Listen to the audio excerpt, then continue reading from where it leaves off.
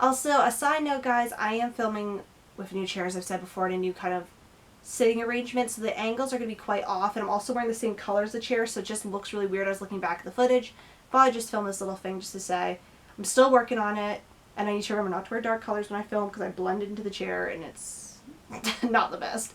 Yeah, so on with the video.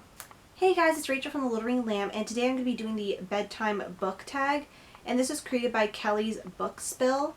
And I didn't get tagged by anybody, but it just looked like a fun tag, and I was looking for a tag to do, so I decided, why not?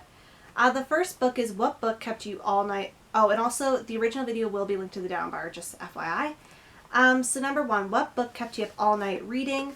Of course, lately that would have to be The Truth with a Harry Kubert Affair by Joel Dicker. I usually don't stay up too late because I just don't like wasting the day, so I don't like to sleep in very late, so I was staying up past my usual like kind of time around I would go to bed, and just like I could not stop reading this, and it was really hard for me that week. I was reading it to force myself to go to sleep and not read it because I had things I had to do in the morning and I had to be, you know, well rested. 2, What Book Made You Scared to Go to Sleep? I don't read a lot of horror novels, but for me, what scared me kind of was Sharp Objects by Gillian Flynn. If you've read this, there's a lot of creepy stuff in this book. It's small, but very creepy. Number 3 is What Book Almost Put You to Sleep? And for this, I'd have to say school readings. Every time I almost read something for school, just the yawns come. I'm just like, my eyes start shutting. I start seeing stars. And a lot of my school readings I read because a lot of them are philosophical texts. And if they are written by an author that is, you know, uses a quite dense vernacular and, you know, doesn't flow smoothly to my ears, it could just be, but some stuff is really good. Some stuff I really do enjoy, but there is that odd thing for school that I'm like not really feeling, and it's kind of a struggle to get through. Number 4 is What Book Has You Tossing and Turning in anticipation of its release? The book I'm most anticipating is My Not So Perfect Life by Sophie Kinsella. It comes out in 2017, and I love Sophie Kinsella books, so I cannot wait for this. So What Book Has Your Dream Boyfriend? I picked Michael Moskowitz from the Princess Diaries series by Meg Cabot because he is one of them. Number 6, What book world would be your worst nightmare to live in? And I picked The Hunger Games by Suzanne Collins because, frankly, wouldn't survive, wouldn't want to live in it.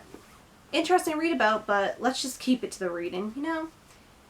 Number 7, What book cover reminds you of a nightmare?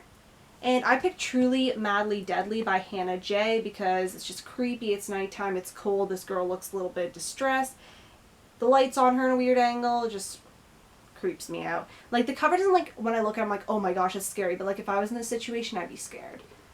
Number 8, What book has a nightmarish cliffhanger? Hidden Bodies by Carolyn Kepnes, I feel like has a nightmarish cliffhanger. I just really want to know what's going to happen next, and I don't know if there's going to be another book after this, but I feel like it could go somewhere. Like, I don't think maybe too much past the 3rd book, but I feel like I would love to see what happens this brought into the law system. You'll know if you've read this. 9, What book have you actually dreamed about?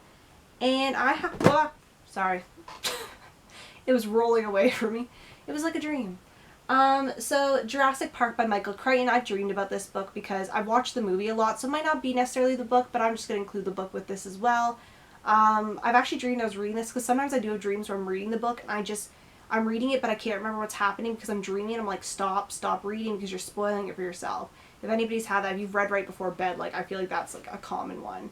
I don't think I'm the only one who's had that. And number 10, What book monster would you not want to find under your bed? And I said The Grievers, if I'm pronouncing that right. The things that are in the maze and The Maze Runners by The Maze Runner, not runners, by James Dashner. They sound really creepy. Wouldn't want to meet them, wouldn't want to see them, wouldn't want to be near them. And yes, as a bedtime book tag. Sorry it seemed like I was rushing through this, but my camera is about to die, so, you know, better be quick. But thank you so much for watching. Definitely let me know what cover you guys think is nightmarish. If you want, you can link in the down bar. I can look it up. Yeah. Thanks for watching. See you guys later. Bye.